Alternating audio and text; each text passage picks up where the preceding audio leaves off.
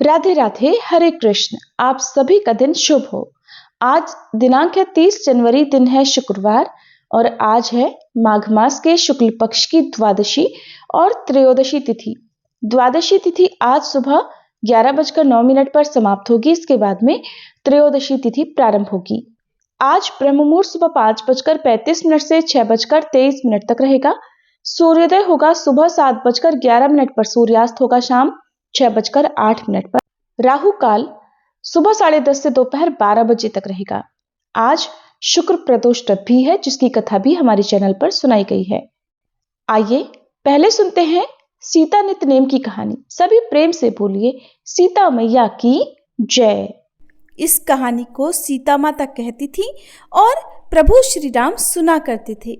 एक दिन श्री राम भगवान को किसी काम के लिए बाहर जाना पड़ा, तो सीता माता कहने लगी कि भगवान, मेरा तो 12 वर्ष का नितनेम है, अब आप बाहर जाएंगे तो मैं अपनी कहानी किसे सुनाऊंगी। तब श्री राम ने कहा कि सीते, आप कुएं की पाल पर जाकर बैठ जाना और वहां पर जो भी औरतें पानी भरने आएंगी उन्हें अपनी कहानी सुना दिया करना।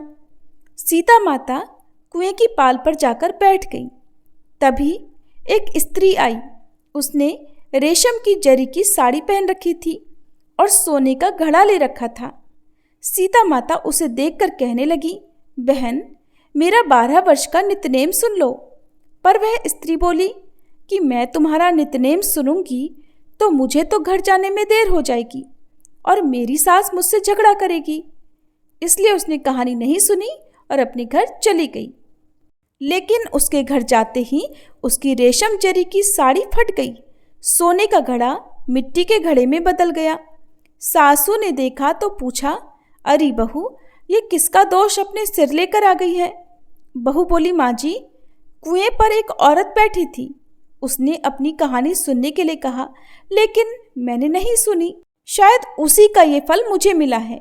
बहू की बात सुनकर अगले दिन वही साड़ी और वही घड़ा लेकर सास कुएं की पाल पर गई। सास को वहीं पर सीता माता बैठी मिली तो माता सीता ने कहा, बहन, मेरी कहानी सुन लीजिए। सासू बोली, एक बार छोड़, मैं तो 4 बार कहानी सुन लूंगी। तब सीता माता बोली, राम आए लक्ष्मण आए, देश के पुजारी आए, नित नेम का नेम लाए, आओ राम बैठो राम, तपी रसोई जीमो राम, माखन मिश्री खाओ राम, दूध पताशा पियो राम, सूत के पल का मोठो राम, शाल दुशाला पोठो राम, शाल दुशाला ओढ़ो राम, जब बोलूं राम ही राम, राम सवारे सबके काम, खाली घर भंडार भरेंगे, सबका बेड़ा पार करेंगे। श्री राम जय जय राम। सासू बोली, बहन, कहानी तो बहुत अच्छी लगी।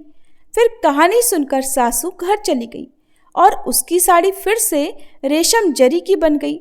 मिट्टी का घड़ा भी फिर वापस से सोने के घड़े में बदल गया। बहू ने देखा तो कहने लगी, सासू माँ, आपने ये सब कैसे किया। सासू बोली, बहू, तू दोष लगाकर आई थी और मैं अब दोष उतार कर आ रही हूँ। बहू ने पूछा कि माँ जी, वह कुएं वाली स्त्री कौन है। सासू ने बताया कि वह तो सीता माता थी।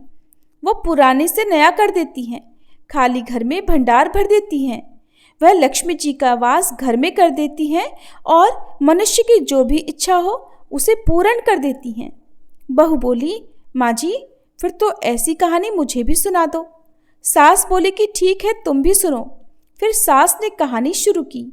राम आए लक्ष्मण आए, देश के पुजारी आए, नित नेम का नेम लाए, आओ राम बैठो राम, तपी रसोई जीमो राम, माखन मिश्री खाओ राम, दूध बताशा पियो राम, सूत के पल का मोठो राम, शाल दुशाला पोठो राम, शाल दुशाला ओढ़ो राम, जब बोलूं राम ही राम, राम सवारे सबके काम, खाली घर भंडार भरेंगे, सबका बेड़ा पार करेंगे, बोलो श्री राम जय जय राम। कहानी सुनकर बहू बोली, माँ जी, कहानी तो बहुत अच्छी है। सासू ने कहा, ठीक है, अब से हम इस कहानी को रोज किया करेंगे। अब सास बहू रोज सवेरे उठती, नहाती धोती और पूजा करने के बाद नित नेम की सीता माता की कहानी कहती। एक दिन की बात है, उनके यहाँ पड़ोस की एक औरत आई और बोली कि बहन जरा सी आँच तो देना। तो बहू बोली कि आँच तो अभी हमने जलाई ही नहीं। पड़ोसन बोली तो फिर तुम सुबह 4 बजे से उठकर क्या कर रही हो? तो उन्होंने कहा कि हम तो सुबह सुबह उठकर पूजा करते हैं, फिर सीता माता की नित्यनेम की कहानी कहते हैं। पड़ोसन ने उनकी बात सुनकर फिर कहा कि सीता माता की कहानी कहने से तुम्हें क्या मिला? तब वे दोनों बोली कि सीता माता की कहानी कहने से घर में भंडार भर जाते हैं, सारे काम पूर्ण हो जाते हैं, मन की इच्छा भी पूरी होती है। पड़ोसन ने कहा बहन अगर ऐसा है तब तो फिर मुझे भी कहानी सुना दो। तब बहू बोली कि ठीक है, तुम भी ये कहानी सुन लो। राम आए लक्ष्मण आए, देश के पुजारी आए, नित नेम का नेम लाए। आओ राम बैठो राम, तपी रसोई जीमो राम, माखन मिश्री खाओ राम, दूध बताशा पियो राम, सूत के पल का मोठो राम, शाल दुशाला पोठो राम, शाल दुशाला ओढ़ो राम। जब बोलू राम ही राम, राम सवारे सबके काम, खाली घर भंडार भरेंगे, सबका बेड़ा पार करेंगे, श्री राम जय जय राम। पड़ोसन ने इस कहानी को सुना तो कहने लगी बहन कहानी तो बहुत अच्छी लगी। अब वह पड़ोसन भी नित्यनेम सीता माता की कहानी कहने लगी। कहानी कहने से सीता माता ने पड़ोसन के भी धन के भंडार भर दिए। देखते ही देखते अब तो पूरे मोहल्ले में नित्यनेम की कथा चल पड़ी और हर किसी की मनोकामना पूर्ण होने लगी। हे सीता माता, जैसे आपने उन सभी के भंडार भरे वैसे ही हमारे भी भरना। कहानी कहने वाले, सुनने वाले और हुंकार भरने वाले सबके भरना। सभी प्रेम से बोलिए सीता मैया की जय। माघ मास महात्म्य 27वां अध्याय। प्रेत कहने लगा हे पथिक, मैं इस समय तुम्हारे पास जो ये गंगा जल है उसे मांग रहा हूँ, क्योंकि मैंने इसका बहुत कुछ महात्म्य सुना है। मैंने इस पर्वत पर गंगा जल का बड़ा अद्भुत आश्चर्य देखा, इसलिए ये जल मांगता हूँ। मैं प्रेत योनि में अति दुखी हूँ। एक ब्राह्मण अनाधिकारी को यज्ञ कराकर मैं ब्रह्म राक्षस हो गया। वह हमारे साथ 8 वर्ष तक रहा। उसके पुत्र ने उसकी अस्थियों को इकट्ठा करके गंगा जी में कनखल स्थान में गिरवा दिया। उसी समय वह राक्षस योनि को त्याग कर सदगति को प्राप्त हुआ। मैंने प्रत्यक्ष देखा है, इसीलिए मैंने तुमसे प्रार्थना की है। मैंने पहले जन्म में तीर्थ स्थानों में बड़े बड़े दान लिए थे और उनका प्रायश्चित भी नहीं किया था। इसी से मैं हजारों वर्ष तक इस प्रेत योनि, जिसमें अन्न और जल मिलना अति दुर्लभ है, दुख पा रहा हूँ। इस योनि में मुझको हजारों वर्ष बीत चुके हैं। इस समय आप जल देकर मेरे प्राणों को, जो कंठ तक आ गए हैं, बचाओ। कुष्ठ आदि रोगों से भी मनुष्य प्राणों को त्याग करने की इच्छा नहीं करता। देवद्युति कहने लगे ऐसे उस प्रेत के वचन सुनकर वह ब्राह्मण बड़ा विस्मित हुआ और वह अपने मन में विचारने लगा कि संसार में पाप और पुण्य के फल अवश्य आ पड़ते हैं। देव, दानव, मनुष्य, कीड़े मकोड़े भी रोगों से पीड़ित होते हैं। बाल तथा वृद्धों को मरण, अंधा अथवा कुबड़ापन, ऐश्वर्य, दरिद्रता, पांडित्य तथा मूर्खता सब कर्मों से ही प्राप्त होता है। इस कर्म भूमि में जिन्होंने न्याय से धन इकट्ठा किया वही धन्य है। ये सुनकर प्रेत गदगद वाणी में बोला, हे पथिक, मैं जानता हूं कि आप सर्वज्ञ हैं। आप मुझको जीवन का आधार जल इस प्रकार दो जैसे मेघ चातक को देता है।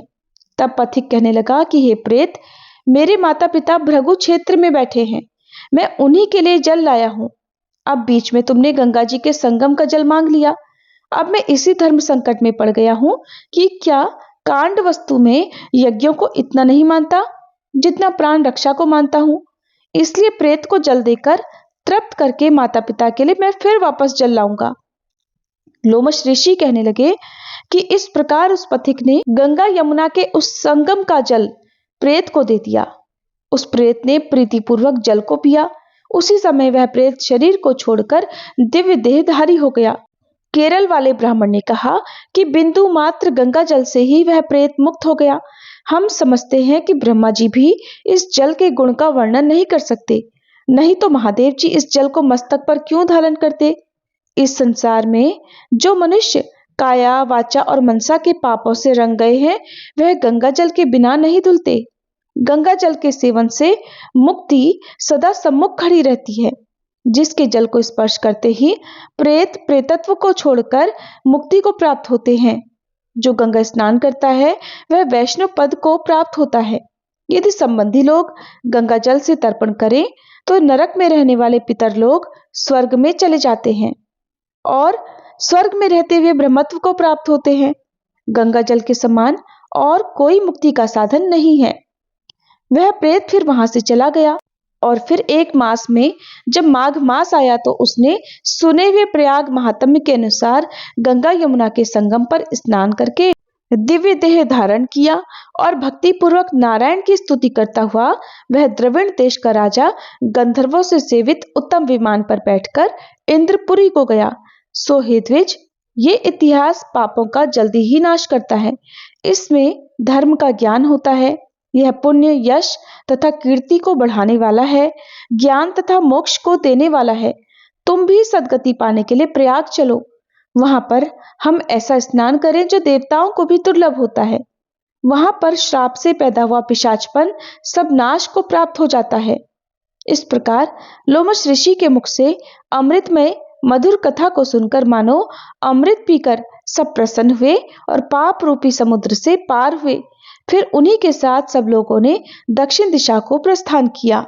हरे कृष्ण। ये था आज का माघ मास महात्म्य। अब सुनिए भागवत कथा।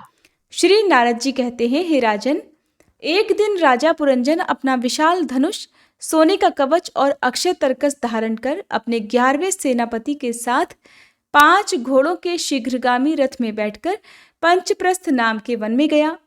उस रथ में 2 ईशादंड, 2 पहिए, 1 धुरी, 3 ध्वजदंड, 5 डोरियां, 1 लगाम, 1 सारथी, 1 बैठने का स्थान, 2 जुए, 5 आयुध और 7 आवरण थे। वह 5 प्रकार की चालों से चलता था तथा उसका साज बाज सब कुछ सुनहरा था। यद्यपि राजा के लिए अपनी प्रिया को क्षण भर के लिए छोड़ना भी कठिन था, किंतु उस दिन उसे शिकार का ऐसा शौक लगा कि उसकी भी परवाह नहीं कर वह बड़े गर्व से धनुष बाण चढ़ाकर आखेट करने लगा। इस समय आसुरी वृत्ति बढ़ जाने से उसका चित्त बड़ा कठोर और दयाशून्य हो गया था। इस कारण उसने अपने तीखे बाणों से बहुत से निर्दोष जंगली जानवरों का वध कर डाला। जिसकी मांस में अत्यधिक आसक्ति हो वह राजा केवल शास्त्र प्रदर्शित कर्मों के लिए वन में जाकर अनिषिद्ध पशुओं का वध करे, लेकिन व्यर्थ पशु हिंसा न करे। शास्त्र इस प्रकार उच्छृंखल प्रवृत्ति को नियंत्रित करता है। हे राजन, जो विद्वान इस प्रकार शास्त्र नियत कर्मों का आचरण करता है वह उस कर्मानुष्ठान से प्राप्त हुए ज्ञान के कारणभूत कर्मों में लिप्त नहीं होता। नहीं तो मनमाना कर्म करने से मनुष्य अभिमान के वशीभूत होकर कर्मों में बंध जाता है तथा गुण प्रवाह रूप संसार चक्र में पड़कर विवेक बुद्धि के नष्ट हो जाने से अधम योनियों में जन्म लेता है। पुरुंजन के तरह तरह के पंखों वाले बाणों से छिन्न भिन्न होकर अनेकों जीव बड़े कष्ट के साथ प्राण त्यागने लगे। उसका वह निर्दयतापूर्ण जीव संहार देखकर सभी दयालु पुरुष बड़े दुखी हुए। वे इसे सह नहीं सके। इस प्रकार वहां खरगोश, सुअर, भैंसे, नीलगाय, कृष्ण मृग, शाही तथा और भी बहुत से मेध्य पशुओं का वध करते करते राजा पुरंजन बहुत थक गया। तब वह भूख प्यास से अत्यंत शिथिल होकर राजमहल में वापस आ गया। वहां उसने यथायोग्य रीति से स्नान और भोजन से निवृत्त हो कुछ विश्राम करके थकान दूर की। फिर गंधन, चंदन और माला आदि से सुसज्जित होकर सभी अंगों में सुंदर सुंदर आभूषण पहने। तब उसे अपनी प्रिया की याद आई। वह भोजन आदि से तृप्त, हृदय में आनंदित, मद से उन्मत्त और काम से व्यथित होकर अपनी सुंदरी भार्या को ढूंढने लगा, किंतु उसे वो कहीं भी दिखाई नहीं दी। प्राचीन बर ही तब उसने चित्त में कुछ उदास होकर अंतःपुर की स्त्रियों से पूछा, अरे सुंदरियों, अपनी स्वामिनी के सहित तुम सब पहले की तरह कुशल से तो हो ना? क्या कारण है आज इस घर की संपत्ति पहले जैसी सुहावनी नहीं जान पड़ती? घर में माता अथवा पति परायणा भार्या न हो तो वह घर बिना पहिए के रथ के समान हो जाता है। फिर उसमें कौन बुद्धिमान दीन पुरुषों के समान रहना पसंद करेगा? इसलिए बताओ, वह सुंदरी कहाँ है जो दुख समुद्र में डूबने पर मेरी विवेक बुद्धि को पद पद पर जागृत करके मुझे उस संकट से उबार लेती है? स्त्रियां कहने लगी, हे नारनाथ, मालूम नहीं आज आपकी प्रिया ने क्या ठानी है। हे शत्रुदमन, देखिए वे बिना बिछौने के पृथ्वी पर ही पड़ी हुई हैं। श्री नारद जी कहते हैं, हे राजन, उस स्त्री के संग से राजा पुरंजन का विवेक नष्ट हो चुका था, इसलिए अपनी रानी को पृथ्वी पर अस्त व्यस्त अवस्था में पड़ी देखकर वह अत्यंत व्याकुल हो गया। उसने दुखी हृदय से उसे मधुर वचनों द्वारा बहुत कुछ समझाया, किंतु उसे अपनी प्रेयसी के अंदर अपने पति प्रणय कोप का कोई चिन्ह दिखाई नहीं दिया। वह मनाने में भी बहुत कुशल था, इसलिए अब पुरंजन ने उसे धीरे धीरे मनाना प्रारंभ किया। उसने पहले उसके चरण छुए और फिर गोद में बिठाकर बड़े प्यार से कहने लगा कि हे सुंदरी, वे सेवक तो निश्चय ही बड़े अभागे हैं, जिनके अपराध करने पर स्वामी उन्हें अपना समझकर शिक्षा के लिए उचित दंड नहीं देते। सेवक को दिया हुआ स्वामी का दंड तो उस पर बड़ा ही अनुग्रह होता है। जो मूर्ख हैं, उन्हीं को क्रोध के कारण अपने हितकारी स्वामी के लिए उस उपकार का पता नहीं चलता। हे सुंदर दंतावली और मनोहर भौं से शोभा पाने वाली मनस्विनी, अब ये क्रोध दूर करो और एक बार मुझे अपना समझकर प्रणय भार तथा लज्जा से झुका हुआ और मधुर मुस्कानमयी चितवन से सुशोभित अपना मनोहर मुखड़ा दिखाओ। अहो, भ्रमर पंक्ति के समान नीली अलकावली, उन्नत नासिका और सुमधुर वाणी के कारण तुम्हारा वह मुखारविंद कैसा मनोहक जान पड़ता है। हे वीर पत्नी, यदि किसी दूसरे ने तुम्हारा कोई अपराध किया हो तो उसे बताओ। यदि वह अपराधी ब्राह्मण कुल का नहीं है तो मैं उसे अभी तुरंत इसी क्षण दंड देता हूँ। मुझे तो भगवान के भक्तों को छोड़कर त्रिलोकी में अथवा उससे बाहर कोई भी ऐसा नहीं दिखाई देता जो तुम्हारा अपराध करके निर्भय और आनंद पूर्वक रह सके। प्रिय, मैंने आज तक तुम्हारा मुख कभी तिलकहीन, उदास, मुरझाया हुआ, क्रोध के कारण डरावना, कांतिहीन और स्नेहशून्य नहीं देखा, और न कभी तुम्हारे सुंदर स्तनों को ही शोकाश्रुओं से भीगा तथा बिंबा फल सदृश अधरों को स्निग्ध केसर की लाली से रहित देखा है। मैं व्यसनवश तुमसे बिना पूछे शिकार खेलने चला गया, इसलिए अवश्य अपराधी हूँ। फिर भी अपना समझकर तुम मुझ पर प्रसन्न हो जाओ। कामदेव के विषम बाणों से अधीर होकर जो सर्वदा अपने अधीन रहता है, उस अपने प्रिय पति को उचित कार्य के लिए भला कौन कामिनी स्वीकार नहीं करती। श्री नारद जी कहते हैं, हे महाराज, इस प्रकार वह सुंदरी अनेक नखरों से पुरंजन को पूरी तरह अपने वश में कर उसे आनंदित करती हुई विहार करने लगी। उसने अच्छी तरह स्नान कर अनेक प्रकार के मांगलिक श्रृंगार किए तथा भोजन आदि से तृप्त होकर वह राजा के पास आई। राजा ने उस मनोहर मुख वाली राजमहिषी का सादर अभिनंदन किया। पुरंजनी ने राजा का आलिंगन किया और राजा ने उसे गले से लगाया। फिर एकांत में मन के अनुकूल रहस्य की बातें करते हुए वह ऐसा मोहित हो गया कि उस कामिनी में ही अपना चित्त लगा रहने के कारण उसे दिन रात के भेद से निरंतर बीतते हुए काल की दुस्तर गति का भी कुछ पता नहीं रहा। मद से छका हुआ मनस्वी पुरंजन अपनी प्रिया की भुजा पर सिर रखे हुए महामूल्य शैया पर पड़ा रहता। उसे तो वह रमणी ही जीवन का परम फल जान पड़ती थी। अज्ञान से आवृत हो जाने के कारण उसे आत्मा अथवा परमात्मा का कोई ज्ञान ही नहीं रहा। हे राजन, इस प्रकार कामातुर चित्त से उसके साथ विहार करते करते राजा पुरंजन की जवानी आधे क्षण के समान बीतती गई।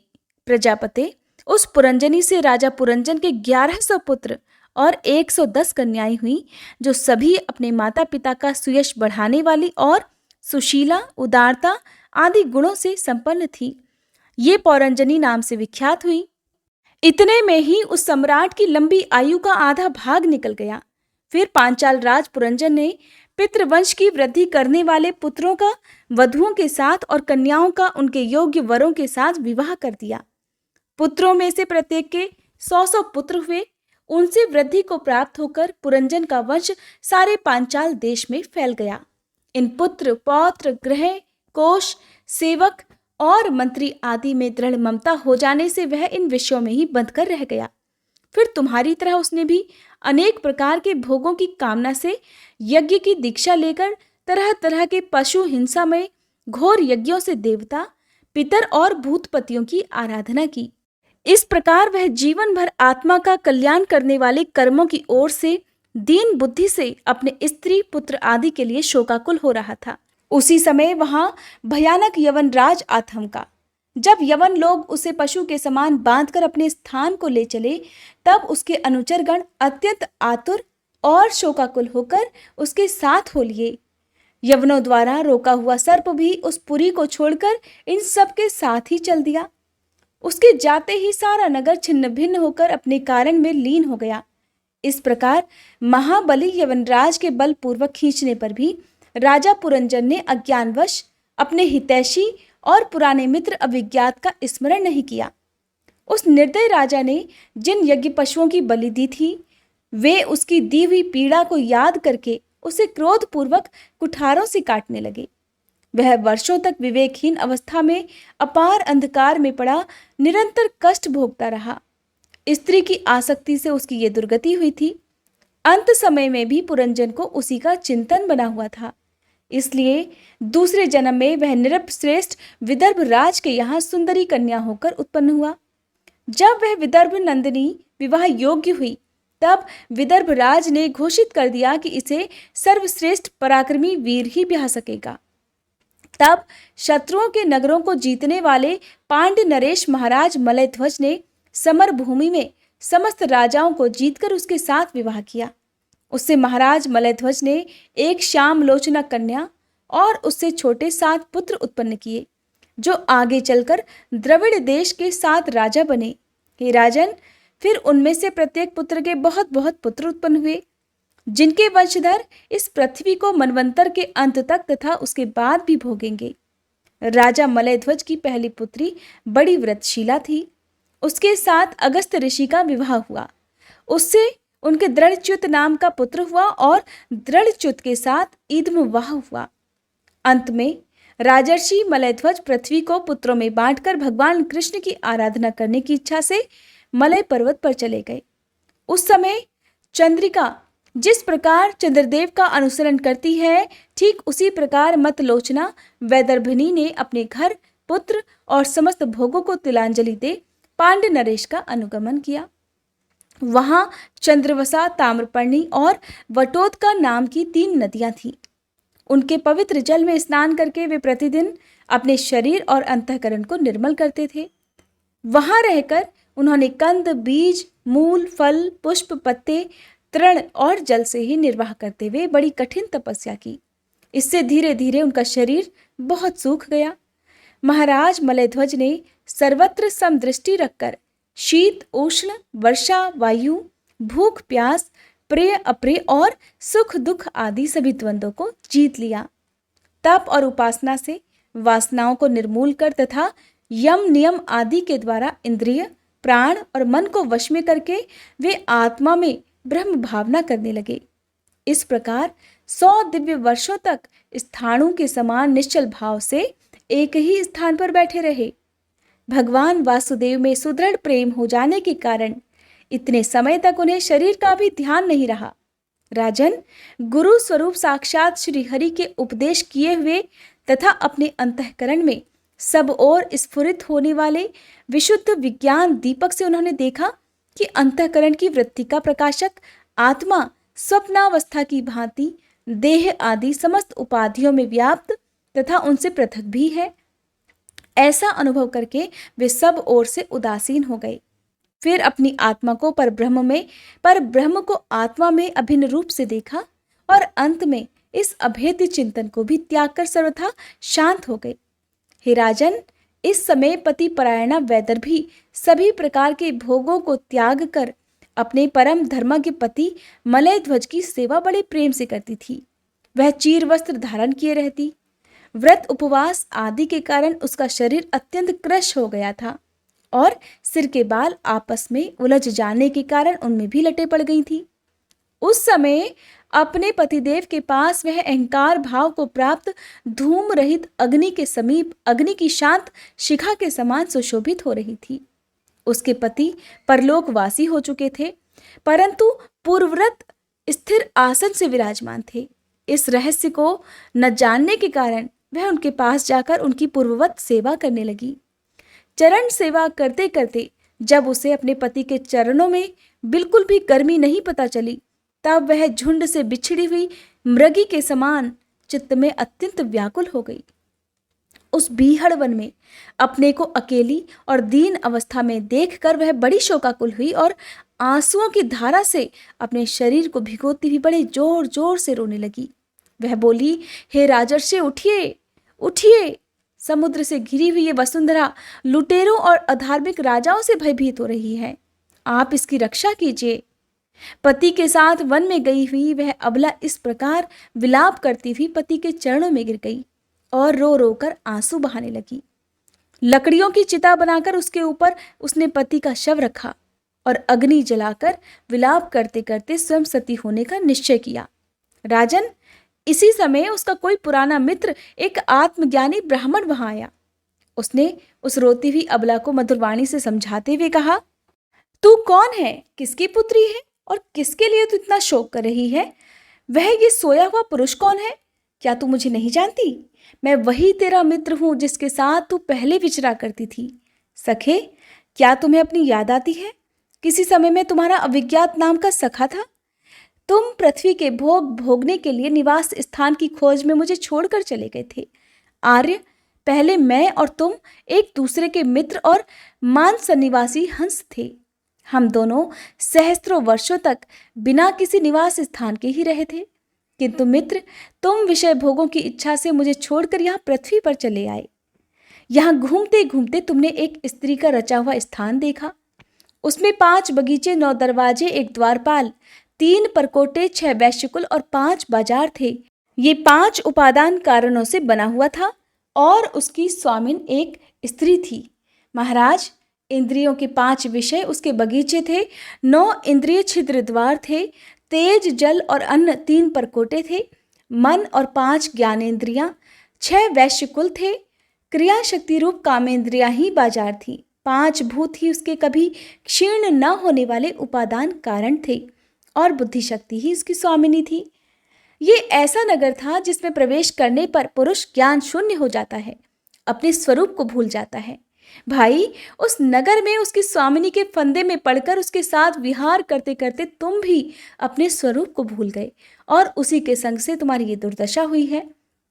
देखो, तुम ना तो विदर्भ राज की पुत्री ही हो और ना ये वीर मलय ध्वज तुम्हारा पति ही है।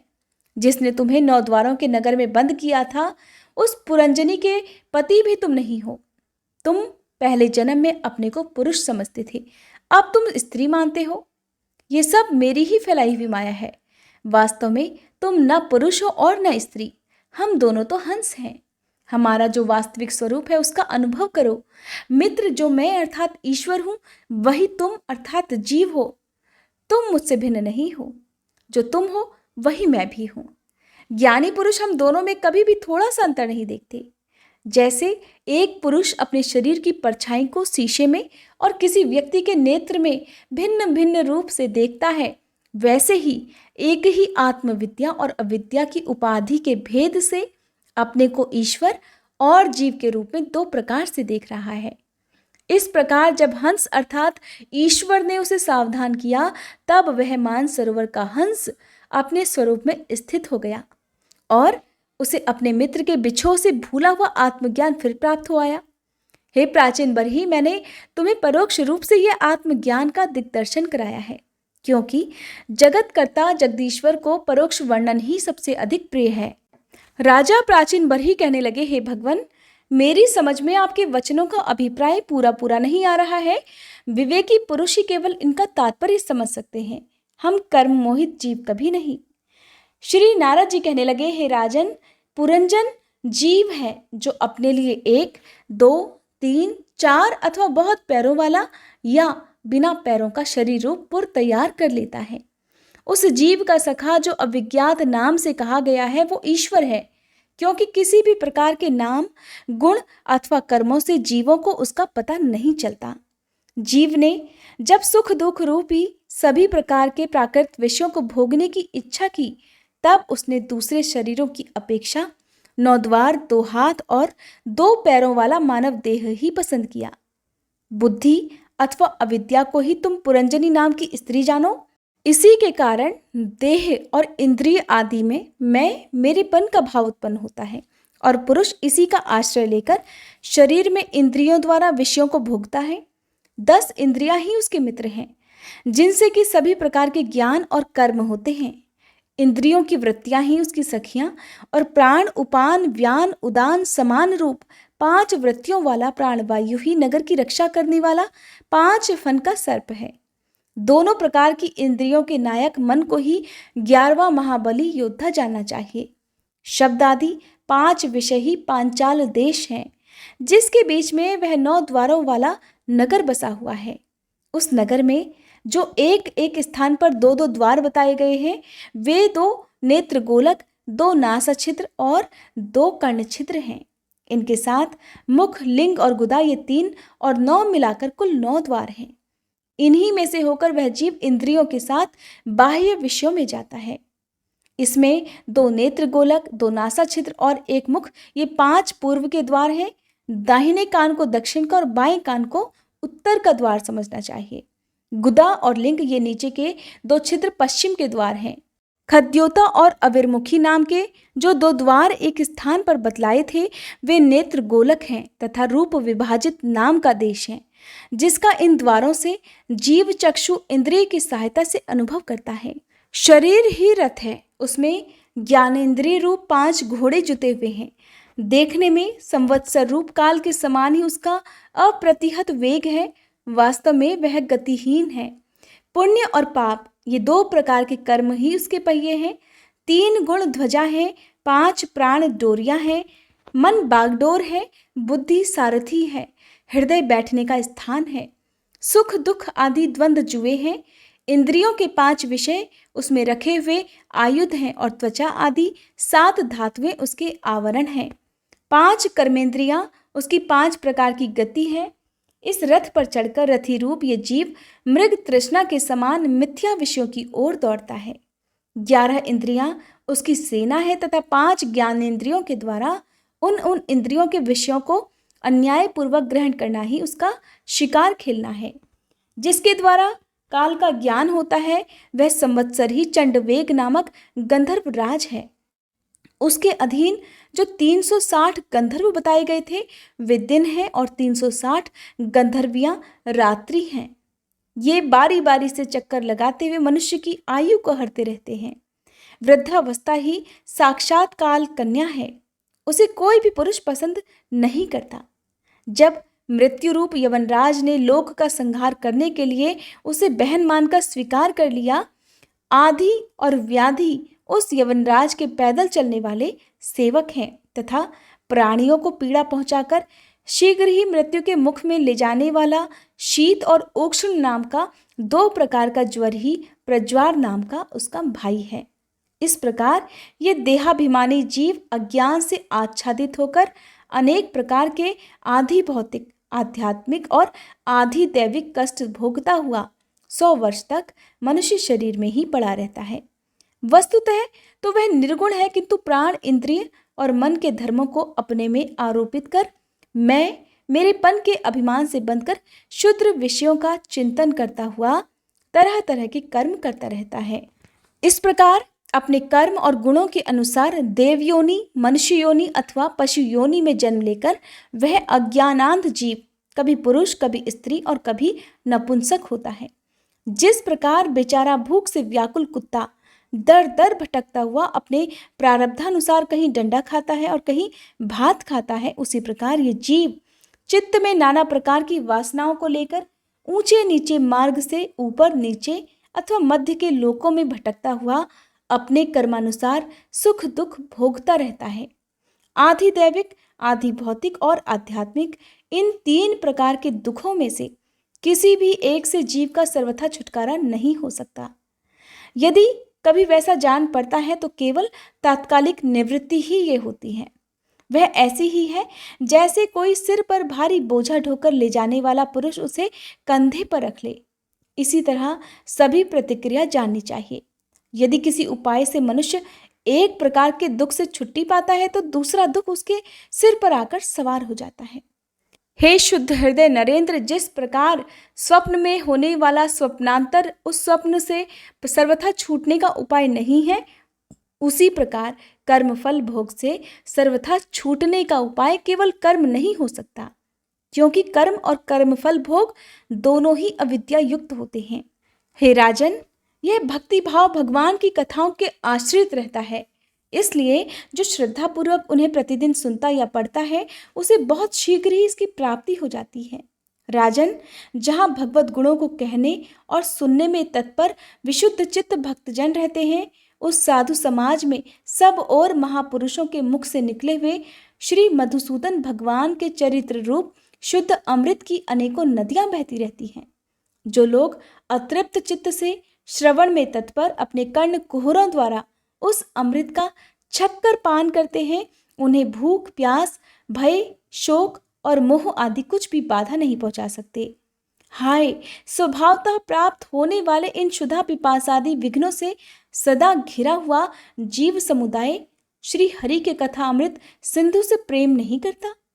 साक्षात प्रजापतियों के पति ब्रह्मा जी, भगवान शंकर, स्वयंभू मनु, दक्ष आदि प्रजापति गण, सनकादि नैष्ठिक ब्रह्मचारी, मरीचि, अत्रि, अंगिरा, पुलत्स्य, पुलह, क्रतु, भृगु, वशिष्ठ और मैं, ये जितने ब्रह्मवादी मुनिगण हैं, समस्त वांग्मय के अधिपति होने पर भी तप, उपासना और समाधि के द्वारा ढूंढ ढूंढ कर हार गए, फिर भी उस सर्वसाक्षी परमेश्वर को आज तक ना देख सके।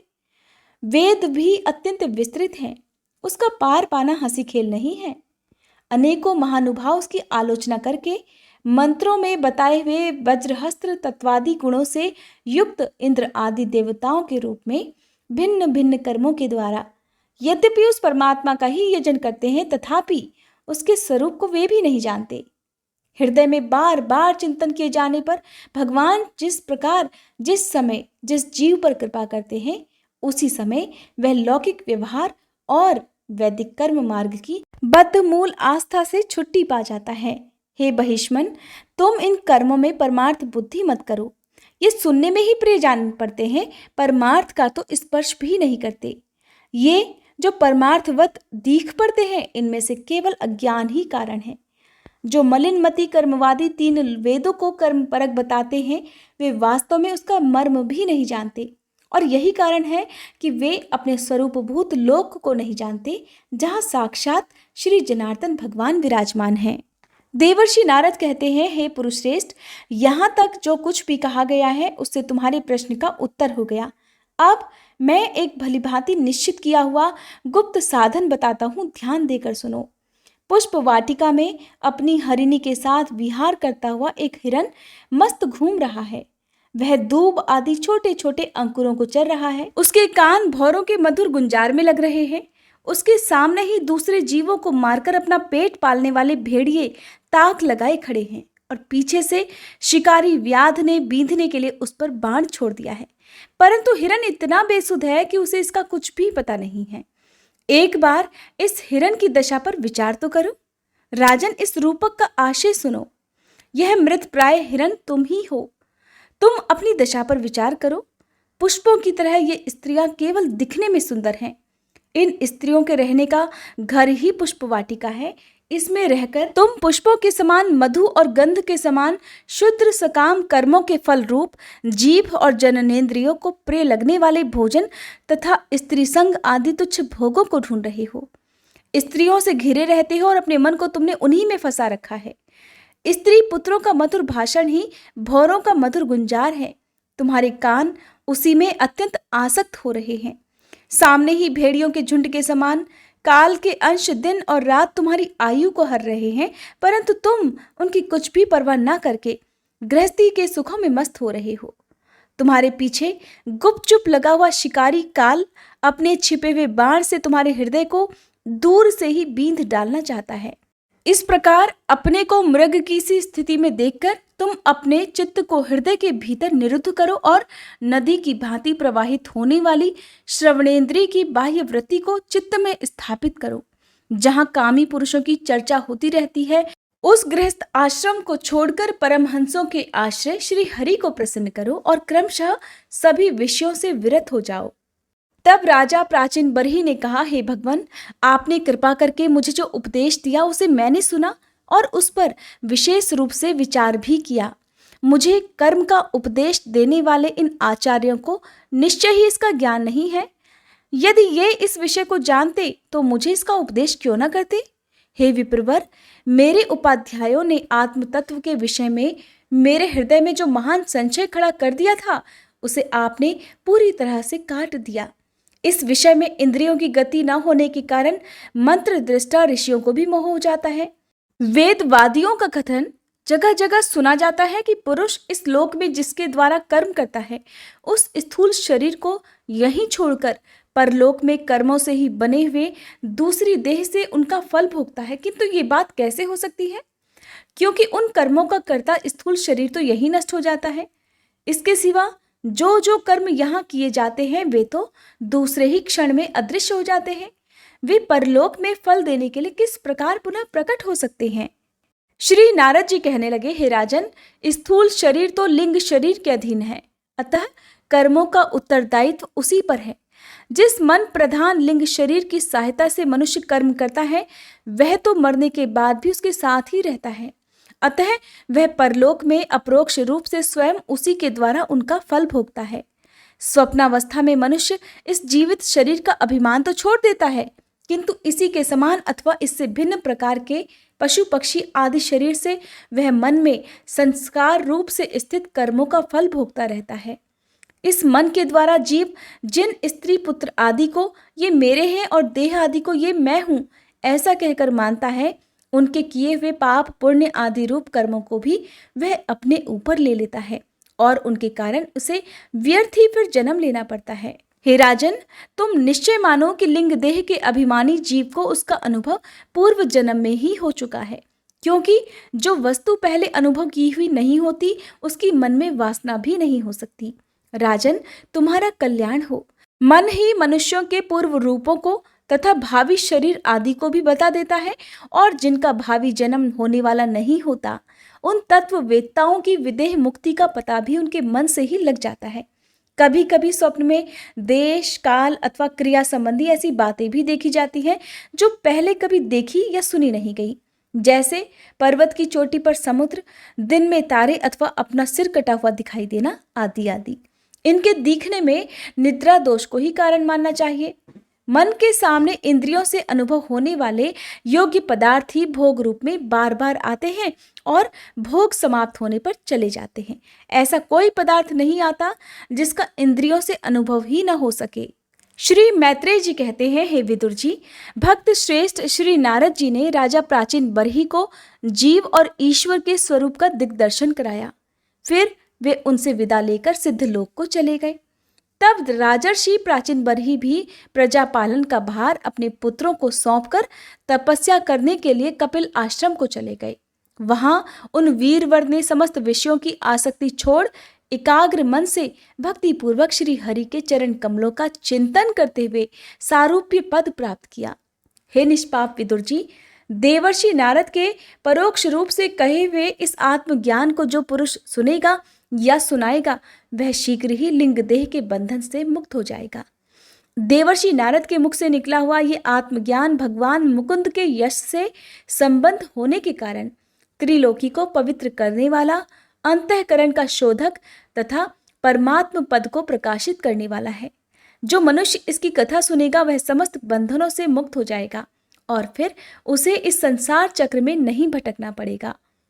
विदुर जी, गृहस्थ आश्रमी पुरुंजन के रूपक से परोक्ष रूप में कहा हुआ ये अद्भुत आत्मज्ञान मैंने गुरुजी की कृपा से प्राप्त किया था। इसका तात्पर्य समझ लेने से बुद्धि युक्त जीव का देहाभिमान निवृत्त हो जाता है तथा उसका परलोक में जीव किस प्रकार कर्मों का फल भोगता है ये संशय भी मिट जाता है। हरे कृष्ण। आज की भागवत कथा में बस इतना ही। अब सुनिए लपसी और तपसी की कहानी। एक बार एक लपसी था, एक तपसी था। तपसी हमेशा भगवान की तपस्या में लीन रहता था। लपसी रोजाना 1.25 सेर की लापसी बनाकर भगवान को भोग लगाकर जीम लेता था। एक दिन वे दोनों आपस में झगड़ा करने लगे। तपसी बोला, मैं रोज भगवान की तपस्या करता हूँ इसलिए मैं बड़ा हूँ। लपसी बोला, मैं रोज भगवान को 1.25 सेर लापसी का भोग लगाता हूँ इसलिए मैं बड़ा हूँ। नारद जी वहां से गुजर रहे थे। दोनों को झगड़ा करता देख उनसे पूछा कि तुम दोनों झगड़ा क्यों कर रहे हो। तब लपसी ने खुद को बड़ा होने का कारण बताया और तपसी ने भी खुद को बड़ा होने का कारण नारद जी को बताया। सुनकर नारद जी बोले, तुम्हारा फैसला तो मैं कर दूंगा। दूसरे दिन लपसी और तपसी स्नान कर अपनी रोज की भक्ति करने आए तो नारद जी ने छुपकर 1.25 करोड़ की एक एक अंगूठी उन दोनों के आगे रख दी। तपसी की नजर जब अंगूठी पर पड़ी तो उसने चुपचाप अंगूठी उठाकर अपने नीचे दबा ली। उधर लपसी की नजर भी अंगूठी पर पड़ी, लेकिन उसने ध्यान नहीं दिया और भगवान को भोग लगाकर लापसी खाने लगा। नारद जी जब सामने आए तो दोनों ने पूछा, बताइए नारद जी, हम दोनों में से कौन बड़ा है? तब नारद जी ने तपसी से खड़ा होने को कहा।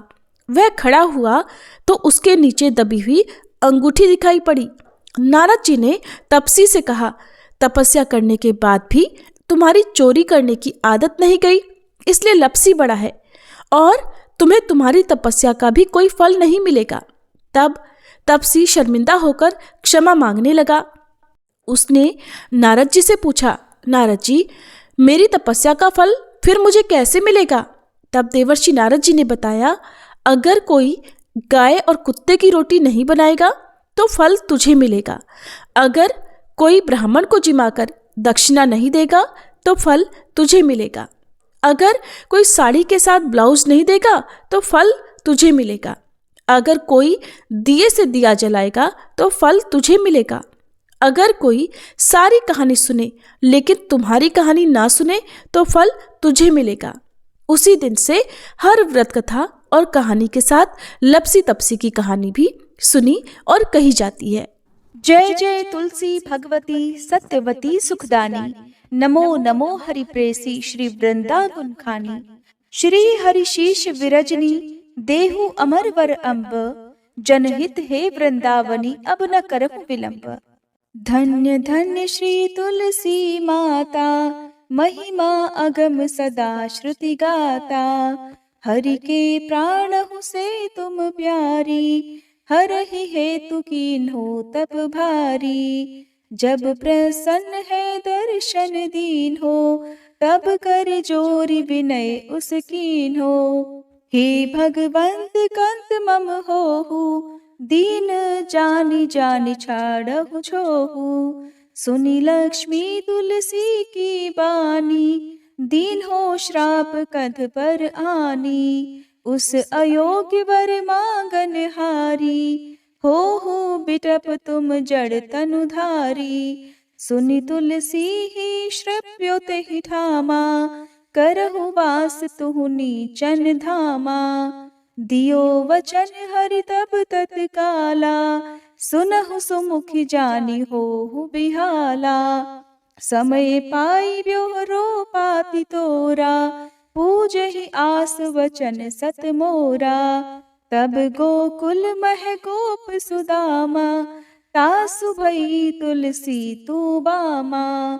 कृष्ण रास लीला के माही, राधे शक्यो प्रेम लखि नाही। दियो श्राप तुलसी तत्काला, नर लोकहि तुम जन्महु बाला।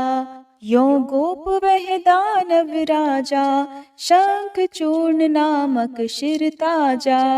तुलसी भई दासु की नारी, परम सती गुण रूप अगारी। अस द्वै कल्प बीति जब गयहु, कल्प तृतीय जन्म तब भयहु। वृंदा नाम भयो तुलसी को, असुर जलंधर नाम पति को। कर अति द्वंद अतुल बल धामा, कीन्हा शंकर से संग्रामा। जब निज सैन्य सहित शिव हारे, मरहि न तब हर हर ही पुकारे। पतिव्रता वृंदाती नारी, को न सके पति ही संहारी। तब जलंधर ही भेष बनाई, वृंदा ढिग हरि पहुँचो जाई। शिव हित लहि करि कपट प्रसंगा, कियो सतीत्व धर्म तो ही भंगा। भयो जलंधर कर संहारा, सुनी उर शोक उपारा। तिह क्षण दियो कपट हरि टारी, लखि वृंदा दुख गिरा उचारी। जलंधर जस हत्यो भीता, सोई रावण तस हरहि सीता। अस प्रस्तर सम हृदय तुम्हारा, धर्म खंडी मम पति संहारा। यही कारण लहि श्राप हमारा, होवे तनु पाषाण तुम्हारा। सुनि हरि तुरत ही वचन उचारे, दियो श्राप बिना विचारे। लख्यो ना निज कर दूत पति को, छलन चाहियो जब पार्वती को। जड़ मति तुह अस हो जड़ रूपा, जग में तुलसी बिटप अनूपा। धग्व रूप हम शाली ग्रामा, नदी गंडकी बीच ललामा। जो तुलसी दल हम ही चढ़ई है, सब सुख भोग परम पद पई है। बिनु तुलसी हरि जलत शरीरा, अतिशय उठत शीश उर पीरा। जो तुलसी दल हरि शिर धारत, सो सहस्त्र घट अमृत डारत। तुलसी हरि मन रंजनिहारी, रोग दोष दुख भंजनिहारी। प्रेम सहित हरि भजन निरंतर, तुलसी राधा में नाही अंतर। व्यंजन हो 56 प्रकारा, बिन तुलसी दल ना हरहि प्यारा। सकल तीर्थ तुलसी तरु छाही, लहत मुक्ति जन संशय नाही। कवि सुंदर इक हरि गुण गावत, तुलसी निकट सहस गुण पावत। बसत निकट दुर्वासा धामा, जो प्रयास ते पूर्व ललामा। पाठ करहि जो नित नर नारी, हो ही सुख भाषहि त्रिपुरारी। तुलसी चालीसा पढ़ी तुलसी तरु गृहधारी, दीप दान करी पुत्र फल पावहि बंध्यहु नारी। सकल दुख दरिद्र हरिहार वै परम प्रसन्न, आशय धन जन लड़ही कर बसहि पूर्णा अत्र। लाही अभिमत फल जगत, महिलाहि पूर्ण सब काम। जेई दल अर्पहि तुलसी, तह सहस बसहि हरि राम। तुलसी महिमा नाम लख, तुलसी सूत सुख राम। मानस 40 रच्यो, जग मह तुलसीदास। प्रेम से बोलिए तुलसी महारानी की जय। श्री भागवत भगवान की है आरती, पापियों को पाप से है तारती। श्री भागवत भगवान की है आरती, पापियों को पाप से है तारती। ये अमर ग्रंथ ये मुक्ति पंथ, ये पंचम वेद निराला, नव ज्योति जलाने वाला। हरि नाम यही हरि धाम यही, हरि नाम यही हरि धाम यही। यही जग मंगल की आरती, पापियों को पाप से है तारती। श्री भागवत भगवान की है आरती, पापियों को पाप से है तारती। ये शांति गीत पावन पुनीत, पापों को मिटाने वाला, हरि दर्श दिखाने वाला। ये सुख करनी ये दुख हरनी, ये सुख करनी ये दुख हरनी। श्री मधुसूदन की आरती, पापियों को पाप से है तारती। श्री भागवत भगवान की है आरती, पापियों को पाप से है तारती। ये मधुर बोल जग फंद खोल, सन्मार्ग दिखाने वाला, बिगड़ी को बनाने वाला। श्री राम यही घनश्याम यही, श्री राम यही घनश्याम यही। यही प्रभु की महिमा की आरती, पापियों को पाप से है तारती।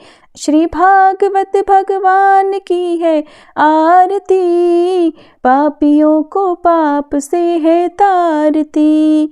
श्री भागवत भगवान की है आरती, पापियों को पाप से है तारती।